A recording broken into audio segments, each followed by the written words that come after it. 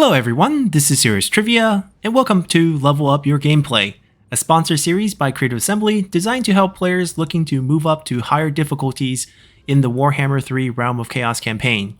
As part of this series, Zerkovich, Lore Master of Sotek, and myself will be guiding new players on a multitude of campaign elements, such as battle control and skills from Zerkovich, lore and diplomacy from Lore Master of Sotek, and finally this video on settlement management and your economy in Total War Warhammer 3.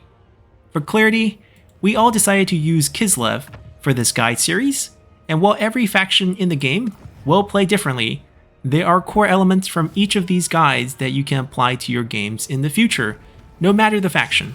So with all that said, let's get started.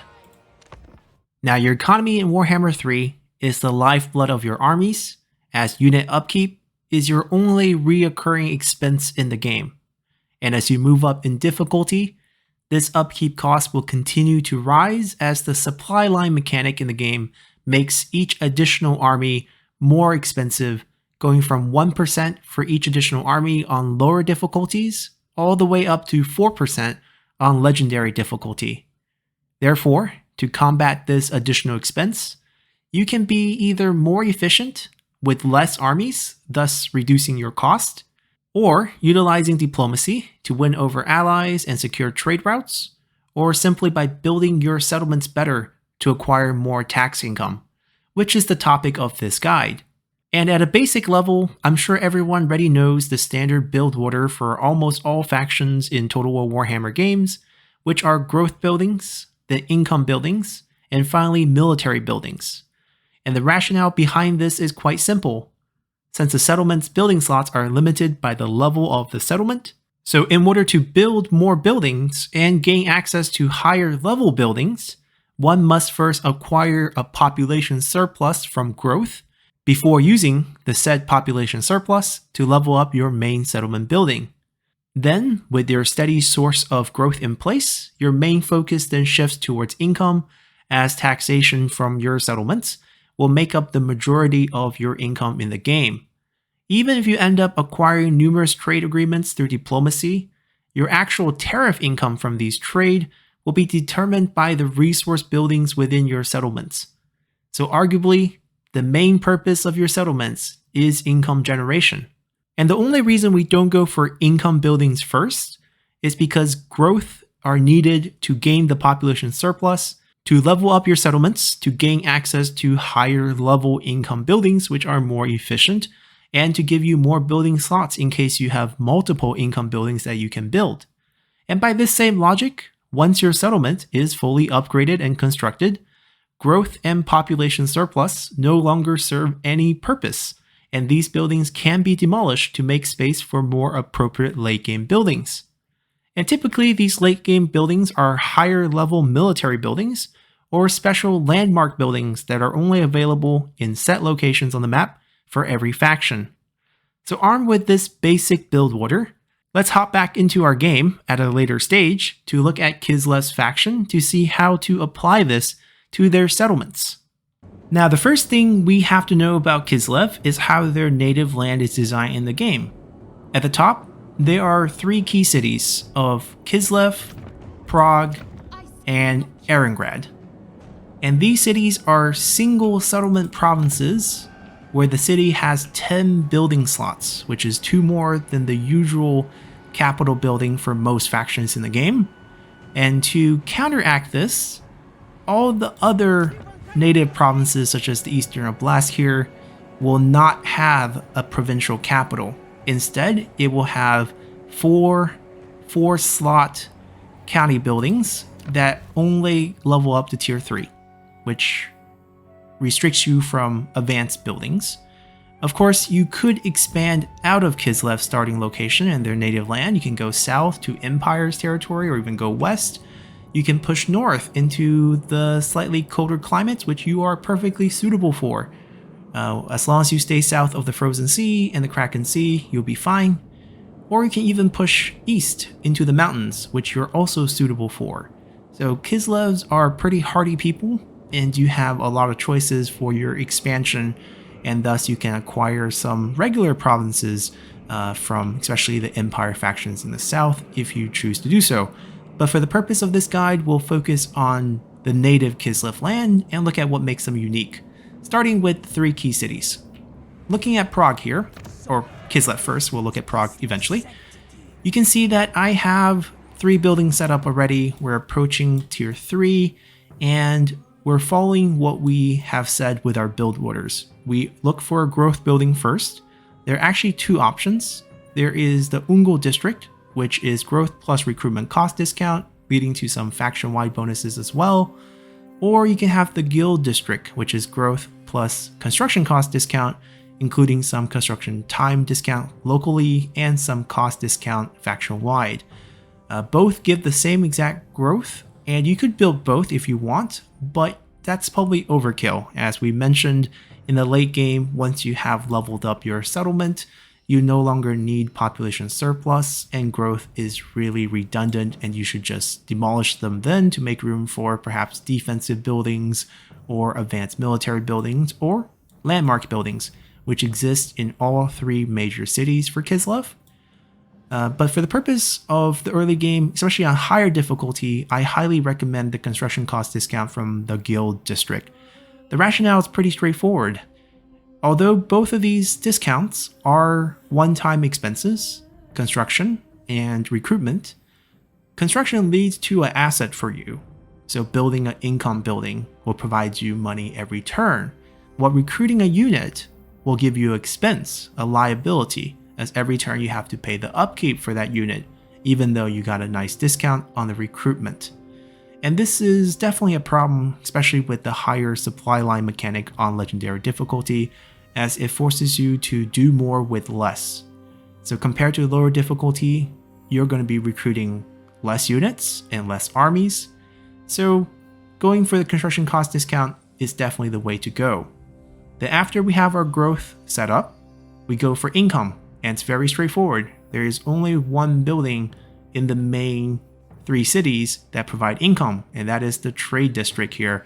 Will provide 200 base income at each level. You also get some faction-wide bonuses from trade and from markets. Now markets, trade district is a market income.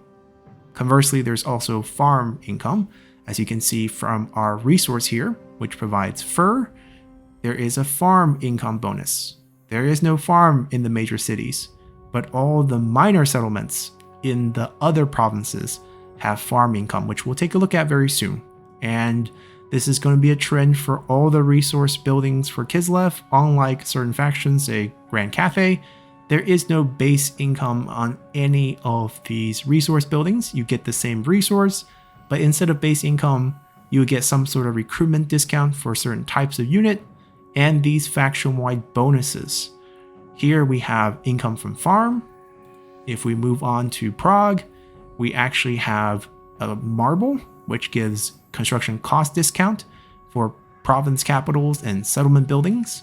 And if we look at the minor counties here, we actually have lumber, which will provide timber and recruitment cost discount for war sled units and farm income. So we'll come back and look at how the infrastructure in these smaller counties are different.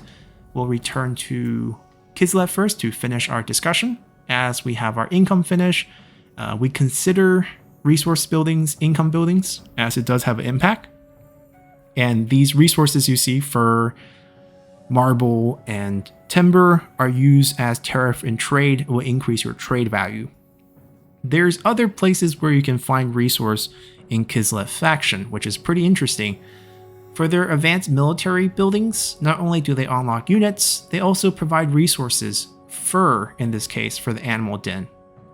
Makes perfect sense. And if we look at their toolmaker and smithery, you also get a bonus from all buildings in local region, 5% and 10% for income. That's going to help a little bit. There's not a lot of base income here in these single province buildings. You have 250 from your main city at max level and the 1000 base on the trade district, and that's it.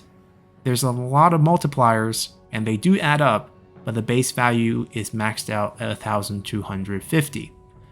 Now in the late game, what you need to do with your Kislev is actually go for landmark buildings. You have so many of them. You actually have 4, and these provide a decent amount of units. And this is where you're going to get most of your units actually, as you get upkeep discount from them as well. So definitely build these. Now, because they are unlocked past tier 3, what is most likely going to happen is you can't build these in the early game, and they don't reach their final form until tier 4 and tier 5. So this is definitely your last step. And because they come with units, you're not going to need to build your advanced military buildings. It's redundant to gain access to Ice Guard and Ice Guard with Glaive when you can have them here. And that goes for other units as well. And things will spice up, because if we look at Prague, you can see they have different landmark buildings that provide different units, and that's going to be the same case with Erengard. So technically you can pick up most of your roster with your landmark buildings in your major settlements.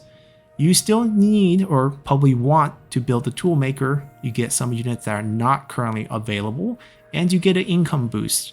And the income buildings are exactly the same in all these settlements. The last thing you could consider are defense buildings, especially ones that can close out portals in the Realm of Chaos campaign, which can become a pain if you expand out of your early area and don't have armies nearby or agents nearby to close them. And the option to go for Devotion, which is a unique faction mechanic that I'm not going to talk too much about, because we want the guides to be more relevant for all factions. But essentially, after the income is settled, you can start thinking about these late game buildings, whether they are faction unique resource building, defensive buildings, or advanced military buildings, or landmark buildings, which you should always build.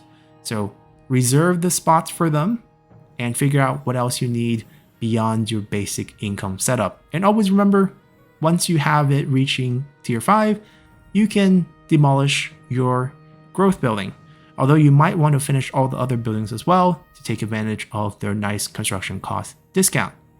Now that we covered the big major cities, we can turn our eye to the minor ones, which have completely different building setup.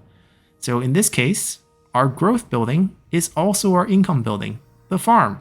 We get a little bit of income, 50, 75, 100 max, but we get 30 growth and recruitment cost discount here. So this is quite nice because local army, right? Local army is everything in the local region, and you could get some nice basic military building in your final slot. And this follows our basic build order quite nicely. You have growth / income in this case, you got a bit of both. And then you can have a multiplier on that income. So looking up here, you can get the forest set up here with 50% income from farm, along with other very useful bonuses, including your faction unique resource devotion, very useful replenishment bonus.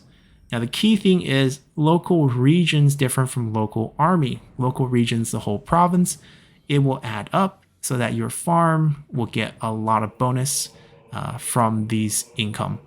And what you're looking at, oh, actually, I take that back. Local just means local.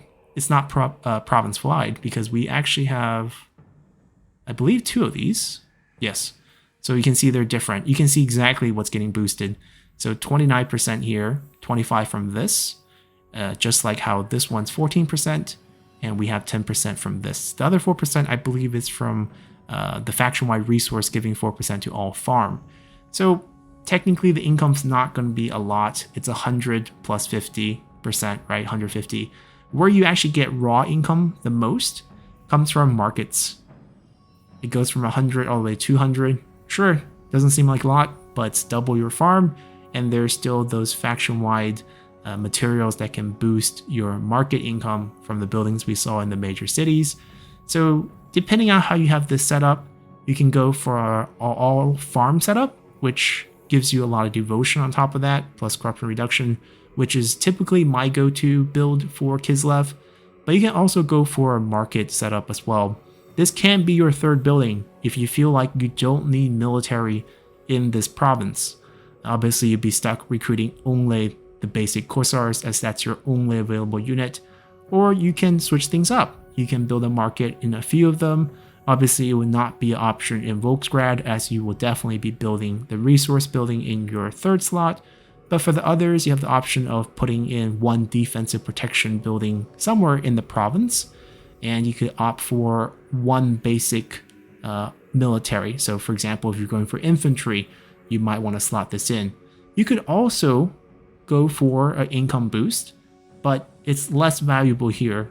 5% off very small amounts. Even if you have farm plus markets plus this, it's 5% of 300 versus the value you get in the main cities, which is up to 10% on your 1,250. Oh, I forgot, you do get 100 from the main building, so take it back. Not 300, 400. Still not worth, because you only get the 5% version. You can't get the 10% version here, as your building will never level up.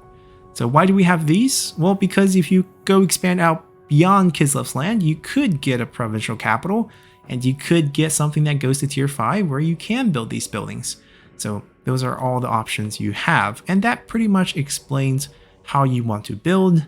As for other things, there's a couple faction unique mechanic we can talk about. Now the devotion does get a bit hairy. There's a couple, useful growth bonuses, but especially in the early game, I typically recommend you avoiding these, as having low devotion can cause you to have chaos incursions in your land. So at least for the first couple turns, you want to be saving these up, like what we did here, to make sure you have no chance of getting an incursion. And then from the technology tree, there are upgrade versions for every single one of these that will give it more bonuses and more advanced bonuses on the current one. And we actually have a technology guide on the channel as well if you want to check that out. But essentially in the early game, technology is very simple. It's based off the same structure of 3 cities, and you need to control the city plus have 5 tech under it to unlock the higher tier versions. You can see we don't have Erengrad because we don't have the city yet, so it's locked. But we do have Kislev and Prague, so these are available once we pick up 5 from the top section.